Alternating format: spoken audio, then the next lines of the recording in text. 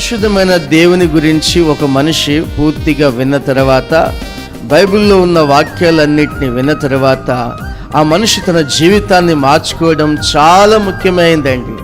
మానవుడు పుట్టుకతోనే చెడు ఆలోచనలు, తలంపులు కలిగిన వాడని పరిశుద్ధమైన దేవుడు గుర్తించి ఉన్నాడు. అలాంటి మనిషి గురించి మారుమనసు పొందడానికి ఒక అవకాశం దేవుడే మనిషికి కలగజేశాడు. పాత మనస్సు, పాపిష్టి మనస్సు, దాన్ని మార్చుకోవాలి. నూతనమైన స్వభావాన్ని ఒక మనిషి ధరించాలి. ఇలాంటి మాటలు అన్నీ కూడా అపోస్తులు, దైవజనులు బోధిస్తున్నప్పుడు ఆ ప్రాంత ప్రజలు ఈ మాటలు విని హృదయములో నొచ్చుకొని ఉన్నారు.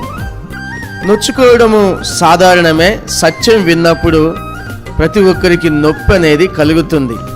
సత్యం చెప్తే ఎవరికైనా నొప్పి కలుగుతుంది. ఉన్న వాస్తవాల్ని ఒక మనుషుడు ఎదుటి మనిషికి చెప్తూ ఉన్నప్పుడు ఆ మనిషికి పెయిన్ అనగా నొప్పి వస్తుంది. హృదయంలో నొచ్చుకుంటారు. నొచ్చుకున్న తర్వాత వాళ్ళు ఏం చేస్తారనే దానిపైనే వారి జీవితం ఆధారపడి ఉంటుంది. నొచ్చుకున్న తర్వాత దేవుని వాక్యానికి లోబడితేనేమో వారి జీవితంలో ఆశీర్వాదము, వారి జీవితంలో కంచె కాపుదల ఉంటాయి.